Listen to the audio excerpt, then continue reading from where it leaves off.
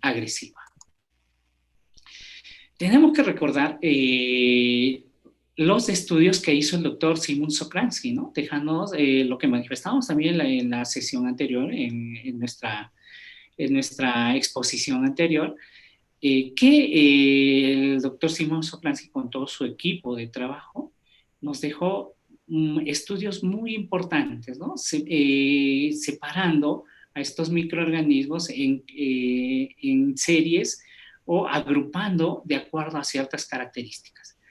Entonces, nos muestra una pirámide donde se van a encontrar las bacterias periodontopatógenas, ¿no? Y hay algunas bacterias que van a ayudar, ¿no? Van a ser coagregantes o multiagregantes y van a ayudar en la formación del biofilm. Tenemos que volver a hablar de la clasificación, la nueva clasificación de las enfermedades periodontales.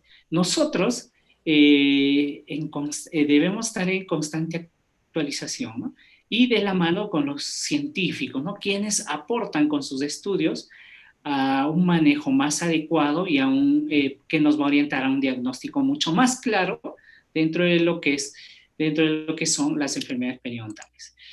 Y nosotros cuando hablamos de esta clasificación, y ya específicamente si hablamos de la relación que existe, ¿no?, entre la enfermedad periodontal y las enfermedades sistémicas, hablamos desde un marco gingival y desde un marco periodontal. Entonces, dentro de la primera clasificación o dentro del primer grupo hablamos de la gingivitis mediada por factores de riesgo sistémico. Es decir, si es que la enfermedad no se encuentra comprometiendo los tejidos de soporte. Y hablamos también de las enfermedades y trastornos sistémicos que afectan a los tejidos periodontales.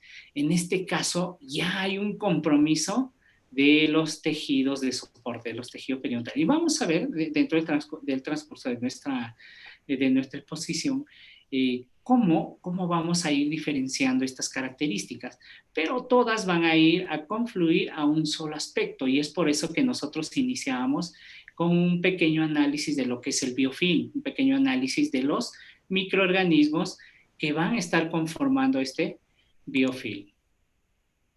Entonces, primero tendríamos que hablar de esta enfermedad, ¿no? La diabetes mellitus. La diabetes mellitus es una enfermedad metabólica, ¿no? Clasificada en varios contextos, ¿no? Tenemos diabetes tipo 1, diabetes tipo 2, diabetes gestacional, diabetes autoinmunes, etcétera, ¿no? Pero las más prevalentes son la tipo 1 y la tipo 2. La tipo 2 es la que es adquirida, ¿no? De repente es porque nuestros hábitos alimenticios no son los adecuados, o porque nuestra vida, a medida que vamos siendo adultos, se va tornando mucho más sedentaria. Y en esta condición tendríamos que hablar de la insulina. ¿Por qué esta insulina en algunos casos no permite que la célula obtenga energía del azúcar que consumimos?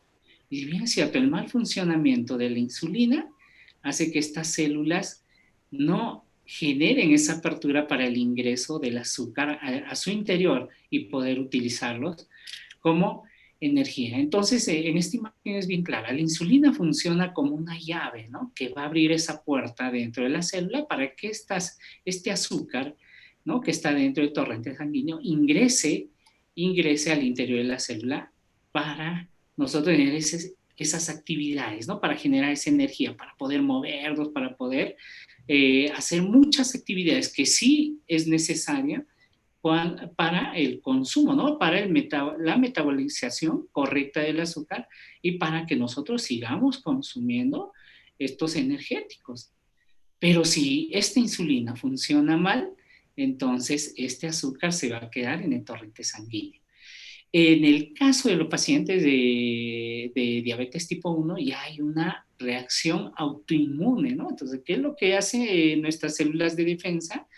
Actúan en contra de las células beta, de los islotes de Langerhans, ¿no?, quienes son sintetizadoras de la insulina. Entonces, al ser destruidas, ¿no?, o al ser parcialmente destruidas, ya no van a sintetizar este azúcar, esta insulina necesaria para el metabolismo del azúcar.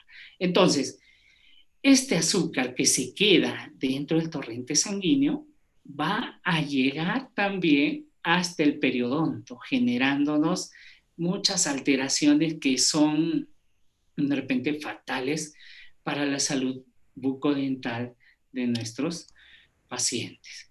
Entonces hablamos de estos factores de riesgo. ¿Va a existir el microorganismo? Como hablábamos en un inicio, sí. Van a haber factores metabólicos e inmunológicos también, ¿no? El azúcar, ¿qué es lo que va a generar? Va a generar diversas alteraciones sobre diversas células. Entonces va a generar alteraciones sobre los vasos sanguíneos, va a generar alteraciones sobre nuestras células de defensa, va a generar alteración sobre los fibroblastos, ¿m? Va a generar alteración sobre los tejidos o el tejido óseo, los osteoblastos, generando estas alteraciones a nivel del periodonto específicamente, ¿no? Y tendríamos que añadir también los factores locales y factores ambientales. Es decir, muchas veces si nuestro paciente no es estricto dentro de lo que son sus buenos hábitos, tampoco va a ser estricto, bueno, hábitos de vida, hablemos así, ¿no? Si hay una vida sedentaria, si hay un hábito malo de ingerir sus alimentos, entonces también no va a haber esos hábitos de higiene. Y si hablamos de hábito de higiene, específicamente dentro de lo que es los hábitos de cepillado, hábito de mantener limpia esa cavidad bucal, ¿no? Mantener limpia el periodonto. Entonces, acá estos factores que añadimos sería la obesidad, alteración inmunológica, todos estos tejidos cargados de glucosa, la resistencia a la insulina y estadios proinflamatorios. Y vamos a ver ese análisis, ¿no? ¿Qué es lo que sucede? En realidad, hablamos de la formación de los productos finales de la glucosilación o glucación avanzada. ¿Qué nos quiere decir eso? El azúcar que consumimos para que llegue a la